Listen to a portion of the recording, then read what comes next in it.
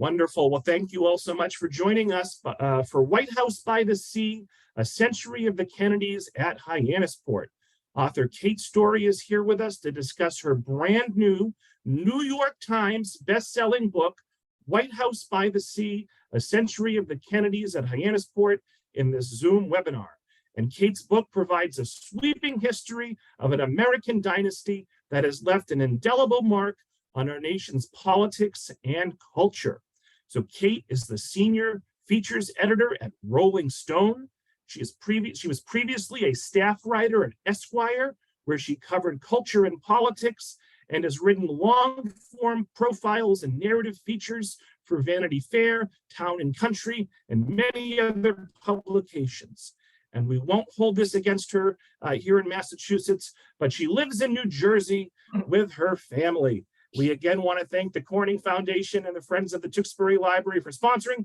So all 150 plus of us who are watching live and the many more that will watch on demand, let's give a big virtual round of applause to Kate for joining us tonight. And Kate, you can take it away. Thanks so much. Robert, thank you so much. Thank you so much for having me, and thank you for all of you to being here. It's amazing to see people from so many places, including the Cape and Hyannis Port in Florida, which is where I grew up. And I'm so excited to be here tonight talking to all of you. I've been talking about the book. It's been out for a few weeks now, and it's been so incredible to talk to audiences about this book, which I started back in the fall of 2019. I was working at Esquire magazine at the time, and I had just written an article about JFK Jr.'s George magazine, which some of you may remember was a magazine that covered pop culture and politics. I had written that magazine article. I cover a lot of topics. I have a very broad beat with pop culture and politics, and I've done entertainment and a little bit of everything. And that's a story that stood out. It's a story I really loved working on. I really loved writing. And I was approached by a book agent who talked to me about possibly working on a bigger project about the Kennedys and Hyannis Port, specifically their time in Hyannis Port. And my first reaction was that it sounded like a book that I certainly would want to read. It sounded like a book I would buy. I wasn't sure if I was the right person to do it. But I kept thinking back to that article and how much I enjoyed my time working on it. And it was just, it was a subject I was so curious about. So I talked to this agent, and she suggested just spend some time there, go there, see what you think, see how it feels. And so I did that in the fall of 2019. And I went. It was cold. Anybody who knows that part of Massachusetts, of course, knows that is the time that there are the fewest people there. It was very quiet, very cold. But I met some really, some of you are not hearing me. But I met some really incredible, very open, kind people who really gave me the confidence that this was a subject that I could tackle and that I wanted to tackle. And so that's what started this whole process. So I'm going to share with you a little bit of some background on the whole book before I launch into it. So here is a peek at my last few years. I wrote this book. I signed my book deal in March of 2020, and I had 2 years to write it, hence the masks in every photo. So I really wrote this during kind of the worst parts of the pandemic. The upper left-hand corner is me with my son going on the boat cruise that shows the Kennedy compound houses that started back in the 60s, and it continues today. So that's us taking that tour. The photo on the right is me going sailing with Max Kennedy. I spoke to about a dozen members of the Kennedy family for this book. I spoke to about 130 people in total, which included neighbors, friends who came to visit, people who worked in the house, people who worked for the family. So that's me sailing with Max on a very cold fall day in 2020. I reached out to him and I didn't hear back for a while, and I finally heard back from him. I got an email out of the blue, and he said, "I'll talk to you, but it has to be on my sailboat because you can't understand the Kennedys if you don't understand sailing." So I got in the car, as Robert said, I'm from New Jersey. I got in my car the next day. Max was closing up his house for the season the next week. So he said, it's this weekend or it's not happening. So I got in the car, I went down there, and I spent lovely few hours with him and his wife and his friends on the sailboat. And that picture in the middle is me digging through the archives all across Cape Cod. It's a book that covers 100 years of the family. So I spoke to as many people as I could, but to get a lot of the context of those early years, I really had to dig deep into the archives. That's the Sturgis Library for anybody who knows the library system in Cape Cod. It's an absolutely wonderful, incredibly helpful library. I dug through the old newspaper archives there and found unpublished books and things like that, which really helped me understand the context of Hyannis Port and its history and as it changed. To me, it's a book about the Kennedys, of course, but it's really more than anything else. It's a book about a place and a book about community. So for every Kennedy story I was told or found, I made sure that I did the research to understand what was happening across Cape Cod, but specifically in Hyannis and Hyannis Port to give the stories context. So it was looking at things like weather reports and newspaper archives to understand what was happening in town the day that a big event happened, that kind of thing. So the story starts back 100 years ago in the 1920s. The Kennedy family, Joe and Rose Kennedy, the two of them grew up in Boston, and they spent their summers on the beaches of mostly of Maine with their families to get away from the Boston heat. Joe and Rose actually met on the beach, and years later fell in love on the beach. And once they got married, they started looking for a place to take their own family in the summers.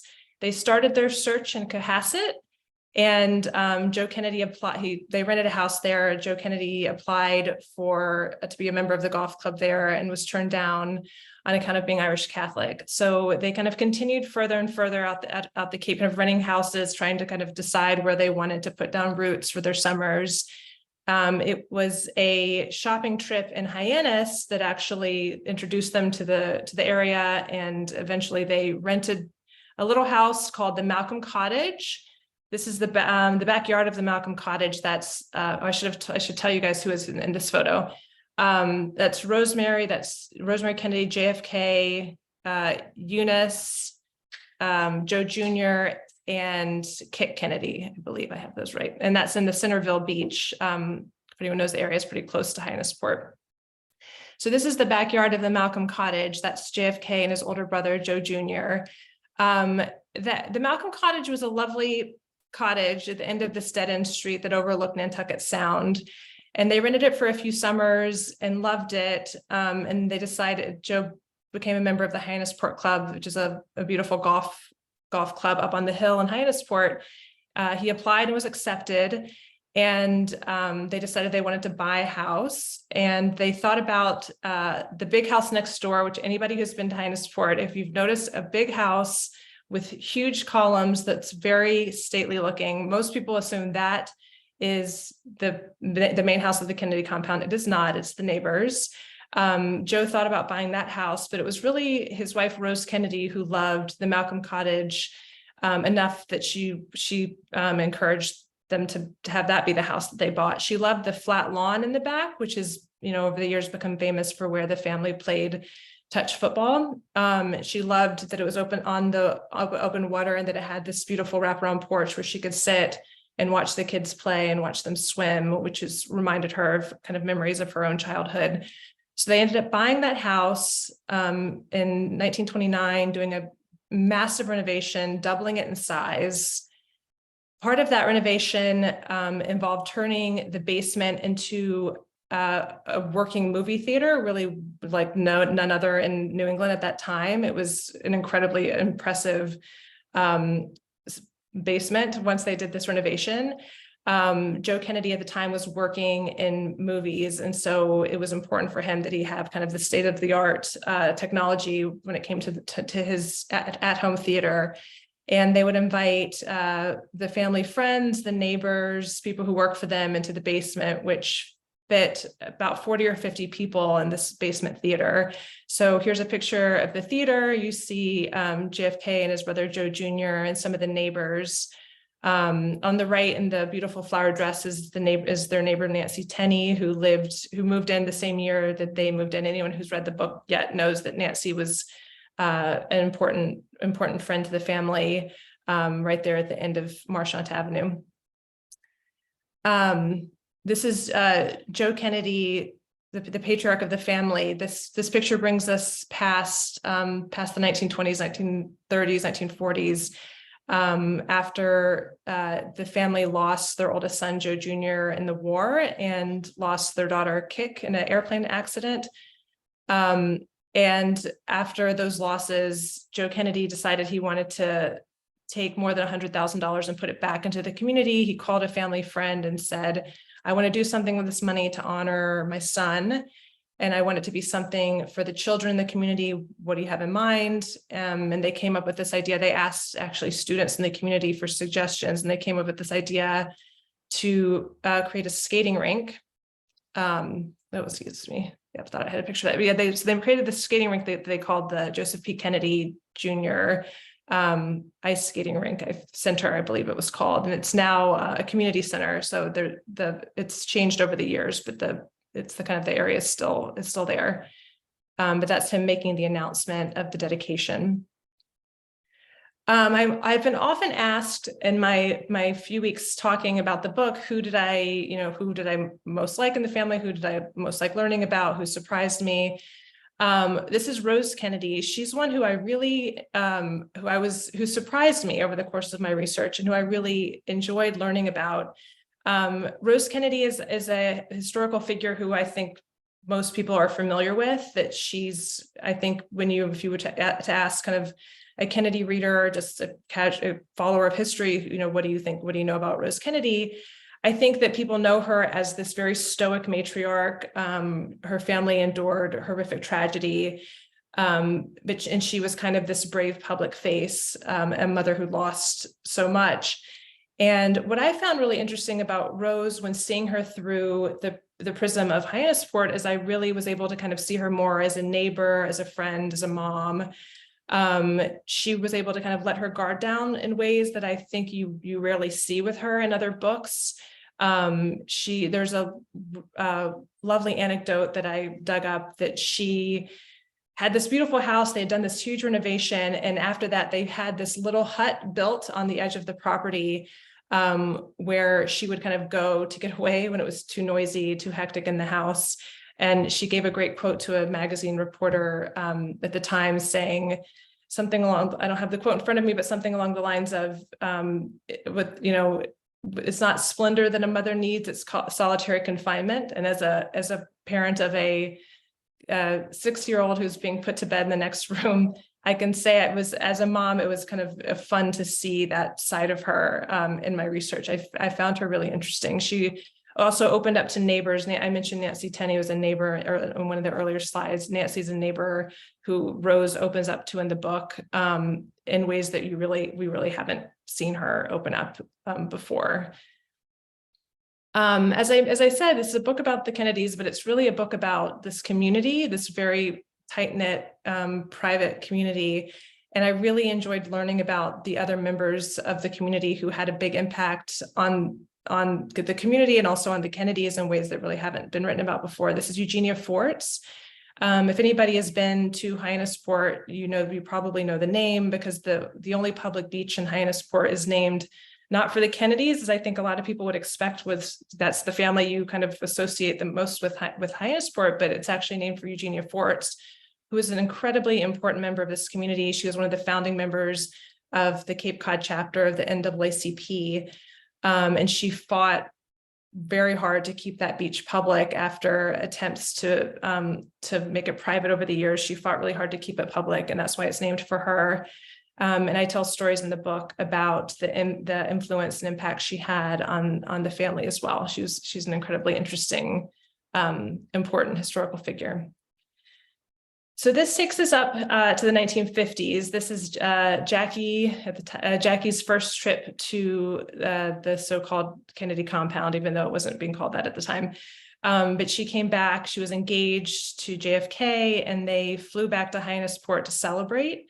And it was reported in the newspapers at the time. JFK was, of course, kind of very kind of budding popular junior senator.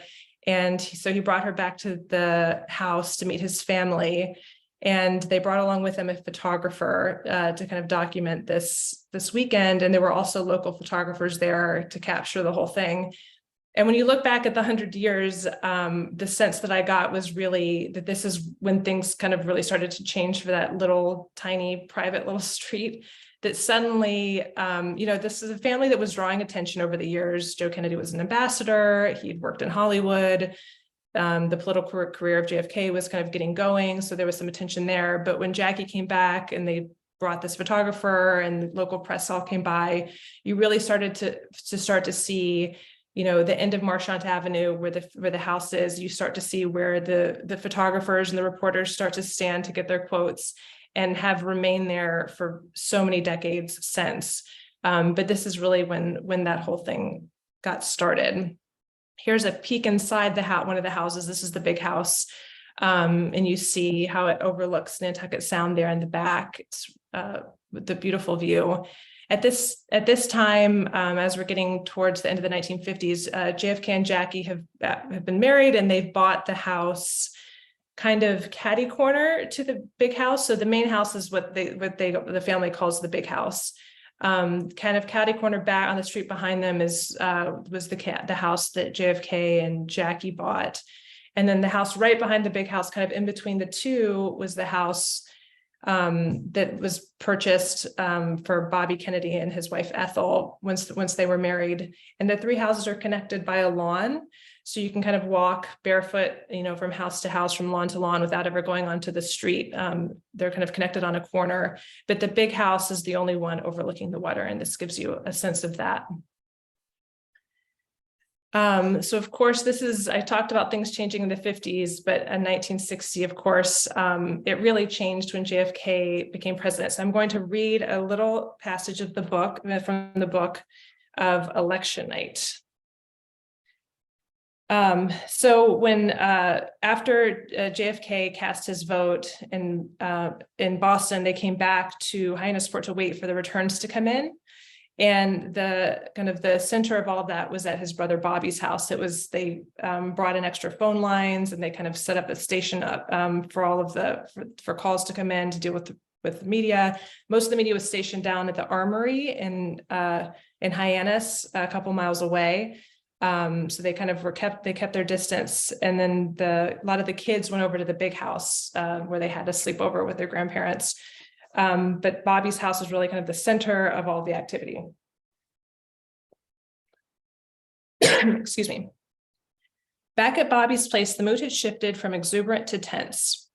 The race was becoming tight and uneven. Jack was losing in Wisconsin, Ohio, and Tennessee.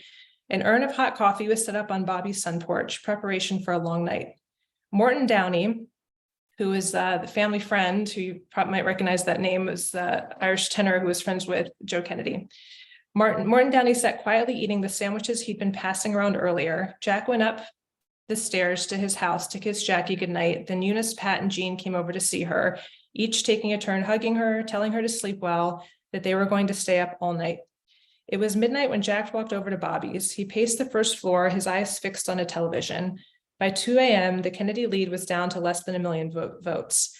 By 3:15 a.m., Vice President Nixon appeared on TV at his headquarters to chants of "We want Nixon." Jack still had more votes, but the race hadn't been called and Nixon didn't concede.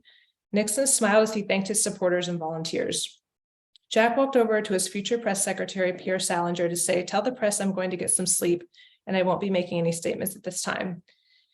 He walked through the kitchen, out onto the connecting lawns, back to his house in the black night. His sister Pat watched him fade away and whispered, "Good night, Mr. President." He walked up the stairs to his room and fell right asleep. 3 a.m. turned into 4 at the command center, and Teddy and Bobby, their crisp white button-up shirts now wrinkled, their sleeves sloppily rolled, stared expressionless at a television. The next morning, as the sun rose, Bobby's house was quiet, except for the sizzle of bacon coming from the kitchen. Ethel had woken up before 7 to make everyone breakfast. Slowly, as the smell of the grease wafted upstairs, people made their way down. Bobby and Teddy went to Marchant Avenue to throw the football back and forth for a while. On Irving Avenue, 3-year-old Caroline and her nanny Maud Shaw were the first ones up. Caroline ate her cornflakes in her room so as not to wake anyone. And Shaw noticed a man in a dark suit standing outside the window. He didn't look familiar. Then it dawned on her. He's Secret Service. Jack must have won. Caroline insisted on going to wake up her father then. When you wake him up, I want you to give him a nice surprise, Shaw told the little girl. Will you say, "Good morning, Mr. President," this time? They went down the hall and knocked on Jack's door. They cracked open the door to find him sleeping. "Good morning, Mr. President," Caroline said excitedly to her father. "Well now, is that right?" he said, looking over to Shaw in the doorway. "Am I in, Miss Shaw?" "Of course you are, Mr. President," the nanny told him. He told her to run over to the television to read off the latest figures. She did. He was ahead. Jack asked his cousin Anne to take Caroline to ride her horse over at Grandpa's farm. Grandpa's farm is Joe Kennedy's farm over in the neighboring town of Osterville. I think he wanted her out of the house, quite honestly, Gargan said, laughing when she remembered that morning. "The dawn is breaking and the sun is shining," a rumpled reporter said into a camera. The big house stood behind him, the sea right behind it, placid from the protection of the old break wall. It's just the kind of day that's ideal for a game of touch football among the Kennedys. So that gives you a sense of kind of the history that took place there in 1916. Here's a quick little piece of a video. Let's see if it works. Of the helicopter landing. So the people I spoke to in the community remember this so strongly and so viscerally. The memory of the person from Hyannis Port. I wonder if you remember this. The airplane, the helicopter coming and landing, and the president coming out, and the kids, the kids in the family running down to give him hugs, and piling onto the golf cart that they called in town the Tunerville trolley. But the kids in town remember not only the family running down to say hi, but the neighbor kids would kind of run down the street and kind of stand at the edge of the property to kind of look and see too that this person who, this neighbor, to see the president arrive. And it was really kind of an exciting thing on Friday afternoons. The president would stay for the weekend before heading back. And you see this is the family kind of in the backyard of the big house with Nantucket Sound behind it. And you get a sense of this is such a quiet, such a quiet, small community, and the impact that these summer White House years had on it were just monumental.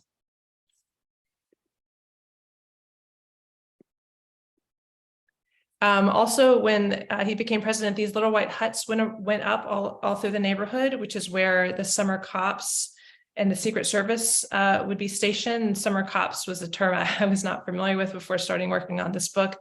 But because the population of the town ballooned so much in Hyannis Port in the summers, they would bring on additional people to work as police officers. I spoke to a number of summer cops who shared wonderful stories with me, really great memories of protecting the house during these years, and just how much those years really changed this community.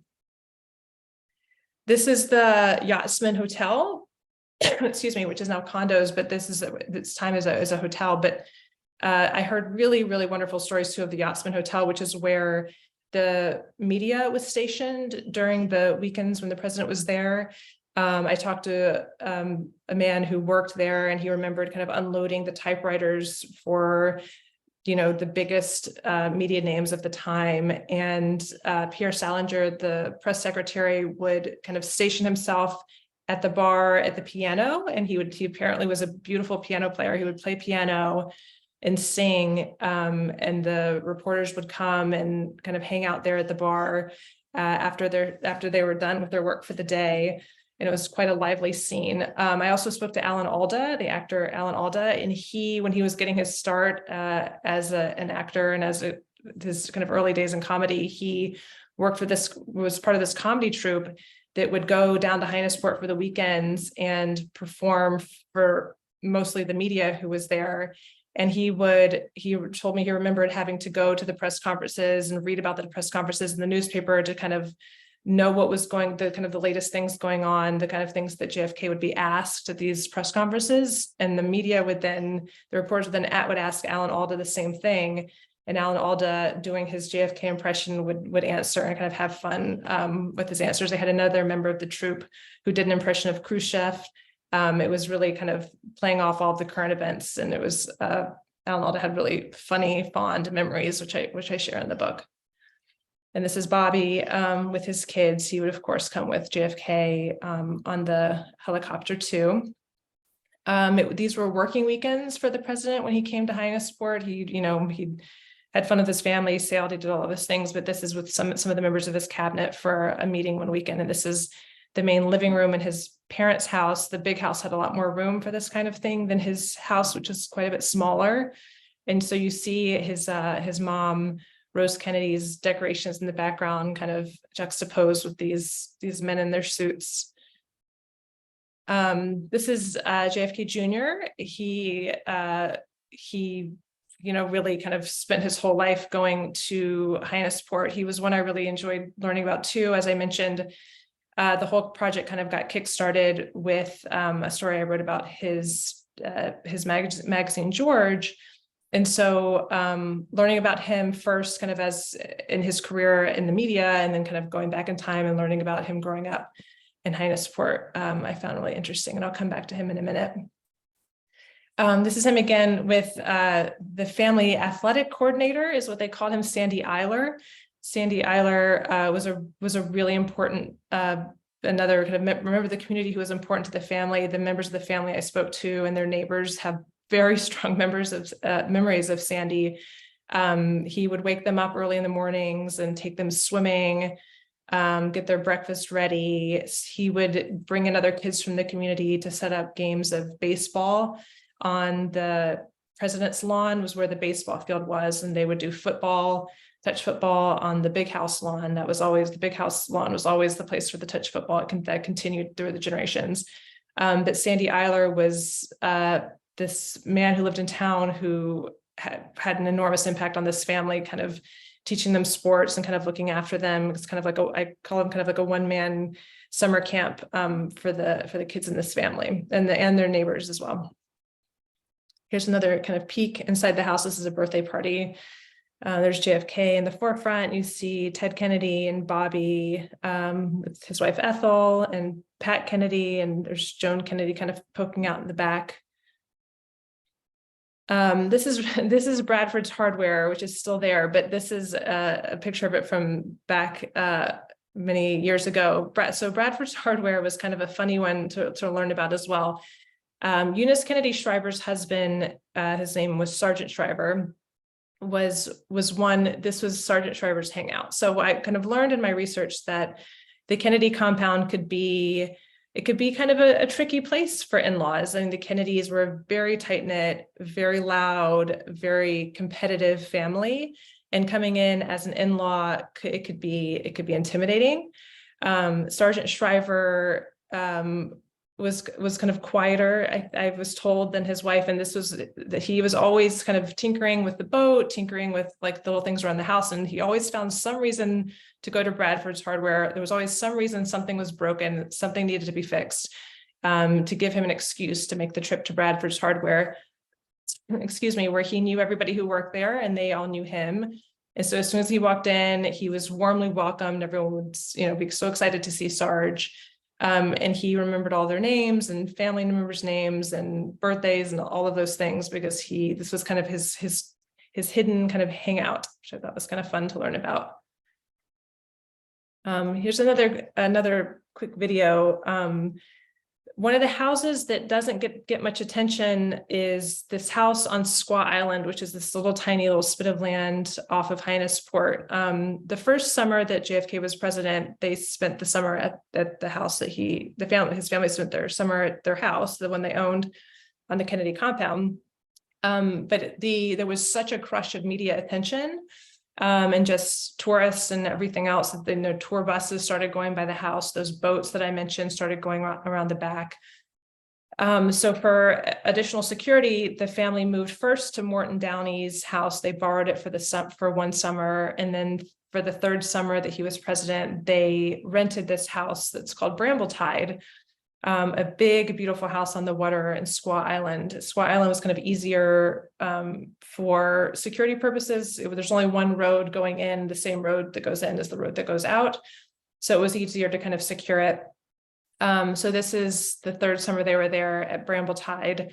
The family that owned that home, Brambletide, really had managed to fend off media for decades and decades and decades. They really never talked about this house. So it's very rarely mentioned. And I was able to talk to that family, and they shared really wonderful stories about how important this house was to their family as well.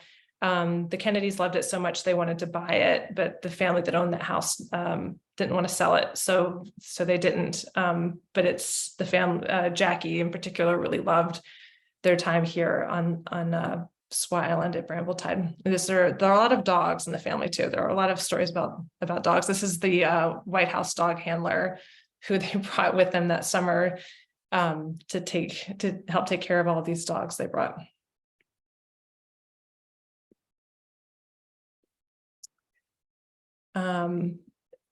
Excuse me, with the Kennedys and all that attention came celebrities to Hyannis Port. This is a photo of Frank Sinatra and his, at the time, young girlfriend, Mia Farrow. Excuse me. This picture actually was taken after JFK's death. They came via an enormous yacht to come pay their respects and spend time with Joe Kennedy after JFK's death. So the people in the community, the neighbors, remember this moment very clearly as well. I was told really vivid memories of this absolutely enormous boat coming and docking behind the big house, and Frank Sinatra and Mia Farrow taking their little boat to come into town, and Mia Farrow going to the little news shop, which is where they sold newspapers and penny candy and ice cream. And the Kennedys took a boat back out to the yacht that evening, and they grilled steaks and kind of had drinks and spent time together. But the neighbors remember it very clearly as well.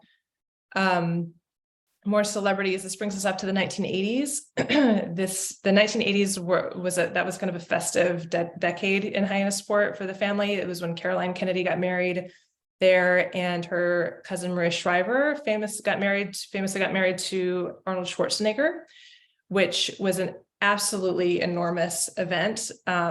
These are just two of the many famous guests. This is Andy Warhol and his date Grace Jones, who arrived fashionably late, making quite a little scene when they showed up to the church. Andy Warhol later wrote in his diaries that he'd never seen a scene like this in a church before. Oprah spoke at the wedding. Diane Story was there. It was truly a star-studded event. This comes back to JFK Jr. The family, of course, Hyannis Port was a place for, huge celebrations, JFK being elected there, being there when he found out he was elected president, these weddings. There was so much kind of joy in Hyannis Port. There was also an incredible amount of tragedy. Hyannis Port is where JFK was flying the night that his plane went down, which I talk about that night in the book. So Hyannis Port is also a place where the family has come over the years to grieve. And this JFK, the kind of the days after the plane went down was a really kind of vivid memory for a lot of the family members and the neighbors I spoke to. For terrible reasons, the media really descended upon Hyannis Port in those days where they were kind of waiting for more information about what happened to the plane. And I learned in my research that JFK and his wife were spending more and more time in Hyannis Port before their death. The deaths that they were renovating that house. JFK actually is the one who, after his dad died and after his mom Jackie moved to Martha's Vineyard to spend more time there, JFK Jr. spent a lot of his time in that house with his wife Carolyn. And she really loved that house too. So they were renovating it. They were planning to meet with interior designer actually the weekend that their plane went down, and that was a tragic event that has stayed in the minds of many of the people in the community who were very close to him. This brings us up to today. And actually, I'm going to go back a minute to this one. This particular picture takes place earlier in John's life. I really have a very fun story in the book about one of the summers after he graduated from Brown, where he worked on a scuba salvage boat, and they were looking for buried pirate treasure. And he came across kind of one of the first hints that there was buried pirate treasure off the coast of Cape Cod. So that's a very fun memory of his there.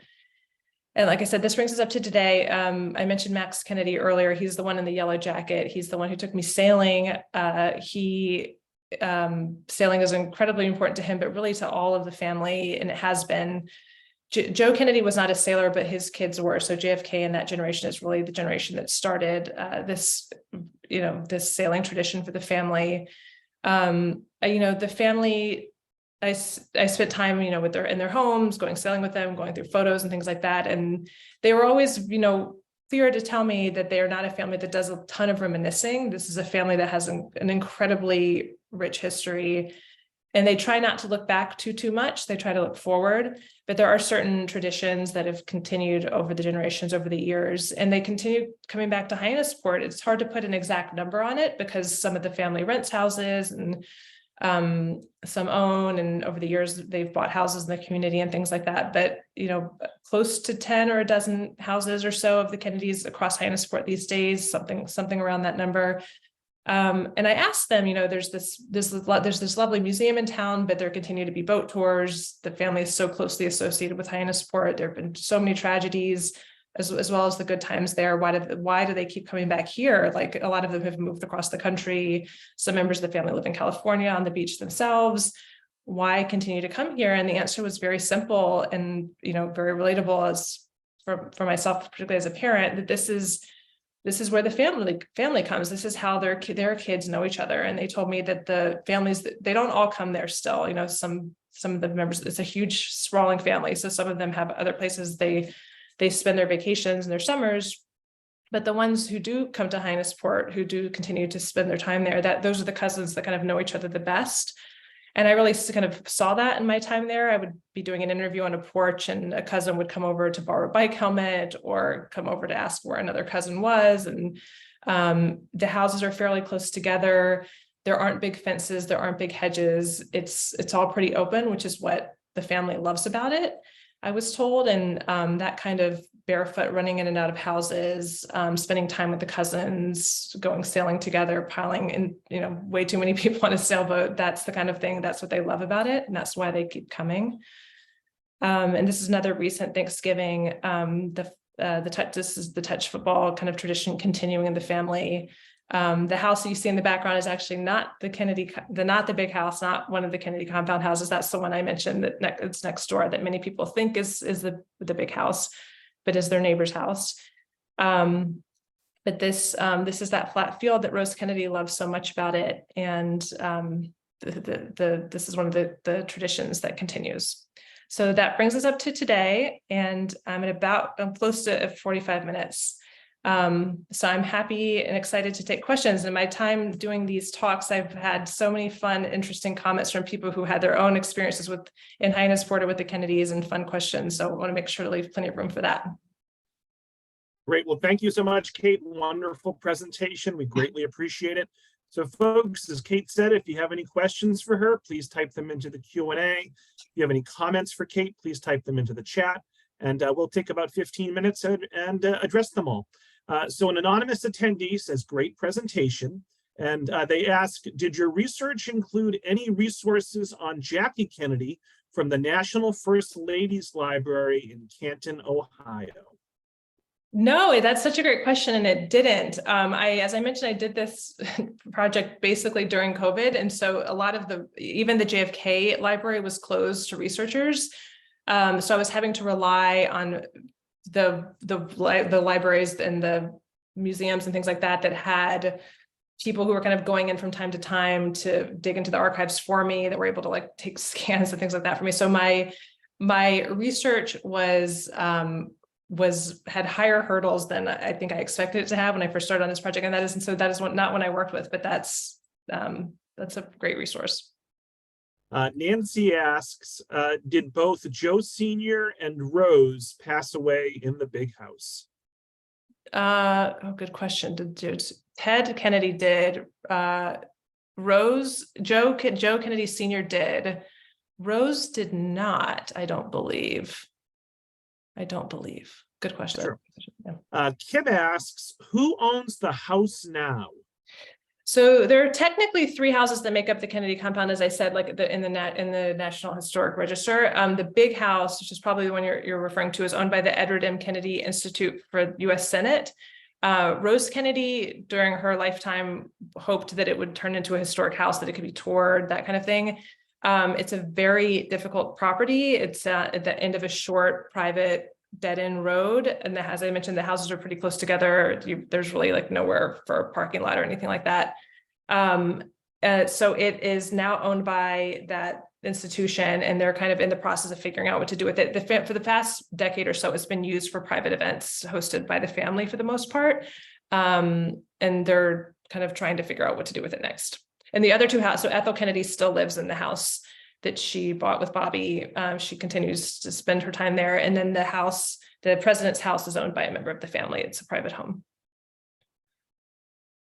Ethan asks, how far did any of the family sailing trips go? Their day trips, their offshore islands, anything else about them sailing that you find interesting? Yeah, that's a good question. One of the biggest sailing trips was actually after Bobby's death. Ted Kennedy basically spent that entire summer sailing. They rented a bigger sailboat than was the sailboats they normally use, which are not that big. He rented an enormous sailboat and brought the family on, and I'm forgetting exactly the route that they went on. I mentioned it in the book, but he would kind of go pick up family along the way, and that was such a intense summer. There were moments where he would just kind of go off by himself and walk, and then moments where he would be kind of jubilant with his family, kind of grateful to spend time with the family that was still there. And it was from what I recall of my research about the sailing, that big trip around Cape Cod, and I forget where else it went, was one of the bigger sailing trips. Nancy says, I enjoyed your presentation so much that I purchased your book. Thank you. Thank you. Thank you very much. I hope you like it. Kim would like, yeah, I'm sure she will. Kim asks, what's the value of the house? What's the current value of the house? Do you happen to know that? Oh gosh, that's a really good question. That the big house would be hard to determine. I don't know that off the top of my head. I pulled all the property records. And I feel like, I don't want to get it wrong, but I feel like the president's house was valued at somewhere close to 2 million, I think. I don't know the big house, since that's been owned by, that has not changed hands in so many years. That would be a hard one to know. Jane says, I loved your book. I wondered how a young person like yourself got interested in this topic. I know you touched on this a little bit at the beginning, but do you want to delve in a little more on that? Yeah, I've been asked that question a lot. It's a funny one. I'm from, my family is from the South. My family is not from New England. So I did not grow up knowing a ton about the Kennedys. My dad would bring home People magazine and Vanity Fair magazine, those magazines from his office, I remember as a kid. And so I would kind of dig into those. And so I knew about kind of the more salacious, kind of over the top stories. I knew about Jackie because she was a person always written about in those magazines. So I had kind of just a curiosity, particularly as a person who's then went on to write about politics and pop culture. That's a family who kind of embodies those 2 topics. And I, over in my years writing for magazines, I've written for many magazines, and I was assigned Kennedy stories over the years. And the more I read about them, the more I was interested in them. And I mean, it's just such an incredible, it's just, the family story is just, it's incredible. And so I just kind of came to me naturally, and then was assigned that, worked on that George magazine story. But what I found really interesting, the age thing is funny. I'm in my late 30s. And a lot of my friends who are similar age have been reading the book because I wrote it. So, they're reading it, and they're loving it. They're really enjoying it. And they're kind of texting me questions about, they didn't know about Rosemary Kennedy, who I talk about a lot in the book. things like Chappaquiddick they didn't know about. Those things I did know about because as I said, I'm a long time kind of magazine reader, but my friends who are learning about them for the first time through my book are now like, well, what should I read next about the family? And they're kind of newly interested in them as well. Very cool. An anonymous attendee wants to know, did you talk with Ethel about her memories in Hyannis Port? I sadly didn't. I really wish I'd been able to. She is kind of up there in years. I spoke to many of her children, and they told me she's not really doing interviews anymore. So I spoke to her children and I've spent time in her home, but sadly didn't get to talk to Ethel. Yeah, and a follow-up question from Nancy. Did you interview Caroline Kennedy? And does she return to Hyannis with her children and grandchildren? Yeah, Caroline is another one who does not do many interviews these days, the ambassador. So I did not speak to her. From my research, Hyannis Port was obviously an enormous part of her childhood, but has not spent a ton of time there as an adult. I spoke to a lot of the members of the family and neighbors she comes, of course, for big events, and she was married there. But spends more time in the Hamptons from my understanding. Her brother was the one who really kind of embraced that house. Sure. Kelly says, thank you for this presentation. Do you think you'll continue to be in touch with the Kennedy family? I've covered such a range of topics in my career. I don't see myself continuing to write specifically about the Kennedys. I can see myself writing about, I really enjoyed thinking about a place, like an important place. I could see myself covering that. And I can see they've been very opening, very welcoming. They were really lovely to work with. So in that capacity, maybe, but I don't know. We'll see, I guess. Rosamond says, great program. Thank you. Mariette says, I really enjoyed this program. Thank you. Vigo asks, did you talk to the neighbors about their opinions on the Chappaquiddick incident? I did. Yes, I did.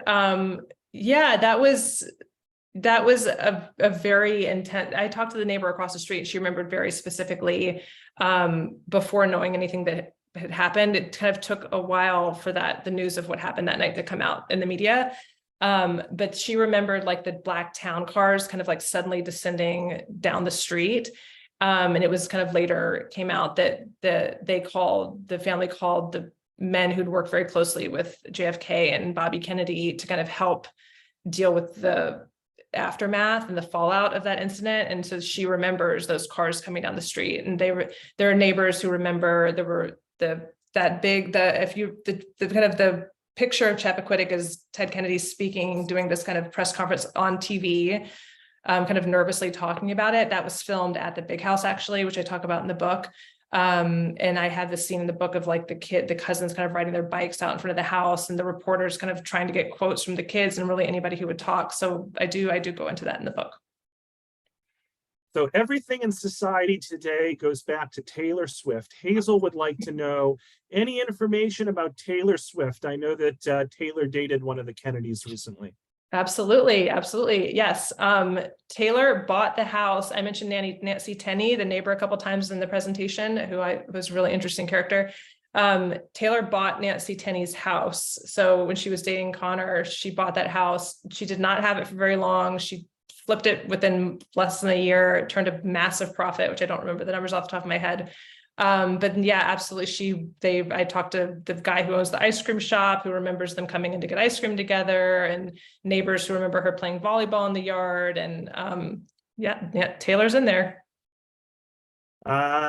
So let's see here.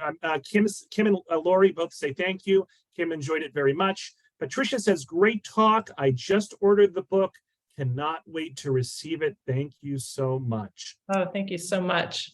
So Kate, I think we've gone through all questions and comments. I think we knocked out about a dozen questions there. Let me circle back to you in about 20 seconds. But folks, thank you all so much for joining us. Look for an email from me tomorrow with a link to the recording, a link to a feedback survey, a link to purchase a copy of Kate's wonderful New York Times bestselling book from Wellesley Books, our official bookstore partner, and also information about some other upcoming virtual author visits will be in that email tomorrow morning around 10-ish or so.